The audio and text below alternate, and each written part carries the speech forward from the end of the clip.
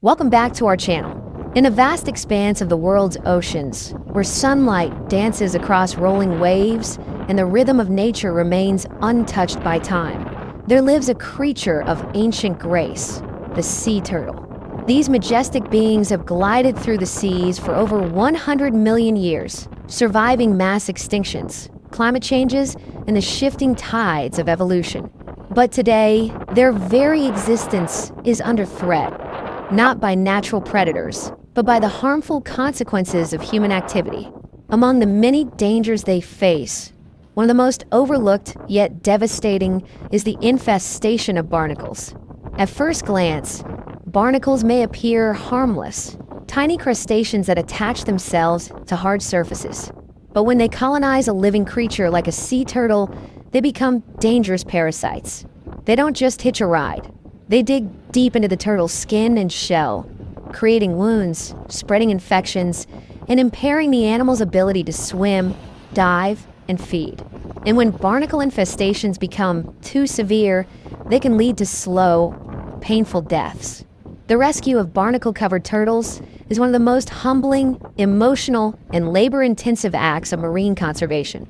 It is a process that requires patience, care, and above all, compassion. Let us take a deep dive into this journey. From the first moment a turtle in distress is spotted to the incredible transformation that takes place when it is finally returned to the ocean, free and thriving. It usually starts with a sighting. Perhaps a fisherman notices something unusual floating near the surface, or a beachgoer finds a turtle stranded on the shore. The turtle may be sluggish, barely moving, its body covered in clusters of barnacles. Its shell may be discolored, and its eyes clouded with fatigue. This is a cry for help, one we cannot ignore.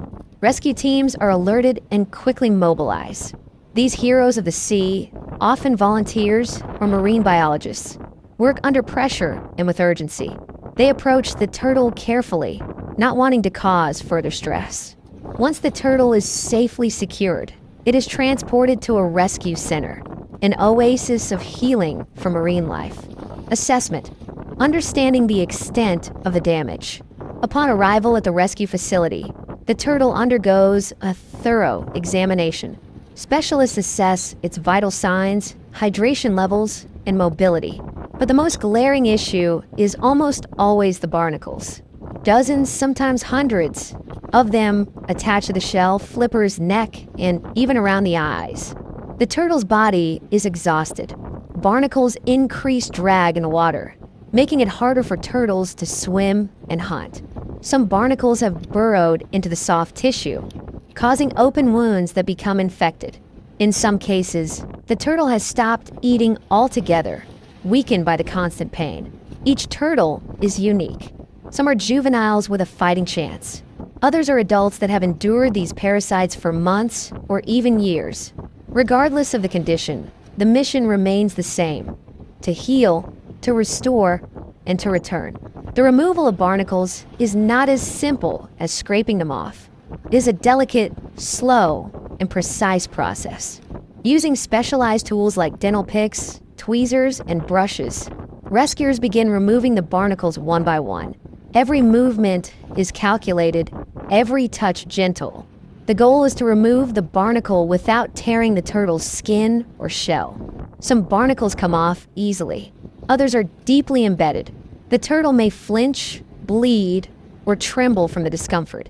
In these moments, the caretakers whisper soothing words, sometimes even play soft music to create a calming environment. Each session may take hours, and for turtles covered from head to tail, it can take days, even weeks, to fully remove all the barnacles. Painkillers and antibiotics are administered as needed. The wounds are cleaned and treated. The turtle is monitored around the clock, its progress recorded meticulously. And slowly but surely, the healing begins. Why do barnacles attach to turtles? Barnacles are filter-feeding crustaceans that usually attach themselves to immobile surfaces like rocks, docks, and the hulls of ships. But when a sea turtle becomes weak or ill, it tends to move slowly or float near the surface, making it an easy target for barnacles seeking a place to latch onto. Healthy turtles can sometimes rid themselves of a few barnacles through normal swimming and grooming behavior.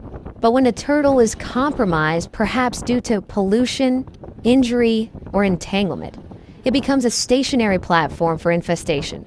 This creates a vicious cycle. The more barnacles the turtle carries, the harder it is to move and hunt. The less it moves, the more barnacles accumulate. Over time, the burden becomes overwhelming. The recovery period. Once the barnacles are removed, the true healing begins. Some turtles regain energy quickly. Others need extensive rehabilitation, nutritional support, physical therapy, and consistent medical care. Caretakers introduce them to clean water tanks, observe their swimming patterns, and slowly reintroduce natural food. If the turtle is missing a flipper or has internal injuries, specialized treatments and adaptive therapies are developed. During this time, bonds form between the turtles and their caretakers. Though wild by nature, these creatures sense safety. They respond to gentle touches. They begin to eat. They float more freely, and they start to look out toward the surface, as if longing for the ocean once more. The day of release is a celebration. Rescuers carry the turtle, now vibrant, strong, and unburdened, back to the shore. A small crowd may gather. Children whisper in awe. Cameras click. The turtle, sensing the familiar scent of the sea, grows restless in its container. And then it's time. The turtle is placed gently at the water's edge. For a moment, it pauses, perhaps remembering all it has endured. And then, with powerful strokes, it reclaims its place in the ocean. It is a moment of triumph, of gratitude, of awe. One life saved, one soul returned. But this isn't the end, it's the beginning. Rescuing turtles from barnacles is noble, but it is not enough. We must address the deeper causes behind their suffering. Barnacle infestations are often symptoms of broader environmental degradation. Pollution, overfishing, climate change, and plastic waste all contribute to the weakening of marine life. Every time we throw plastic in the ocean, every time we let oil spill or discard fishing gear, we increase the risk of harm to sea turtles. And we don't just hurt them, we hurt ourselves. A healthy ocean is essential for life on Earth. What can we do to help? You don't have to be a marine biologist or a rescue worker to make a difference. Every action counts. Here's how you can help. Reduce plastic use. Choose reusable bags, bottles, and straws. Say no to single-use plastics. Dispose of waste properly. Never leave trash on the beach or near waterways. Support rescue organizations. Donate or volunteer with groups that save sea turtles. Educate others. Share knowledge about the impact of barnacles and marine pollution. Participate in beach cleanups. One bag of trash collected is one step toward a safer sea. Advocate for ocean protection. Support laws and initiatives that safeguard marine habitats. Sea turtles, symbols of resilience and hope. Sea turtles represent more than just marine life. They embody resilience, endurance, and wisdom. Saving a turtle is not just saving a creature. It is saving a story that began before humans walked the earth. It is preserving a heartbeat of the ocean. Barnacle removal is symbolic. We're not just peeling off parasites. We're freeing a life from the weight of human negligence. We're giving it another chance to live, to thrive, to inspire. Final thoughts. The ocean needs us. Let us not wait until it is too late. The barnacle-covered turtles we rescue are a reminder of both the harm we cause and the hope we can offer. Through compassion, awareness, and action, we can turn the tide.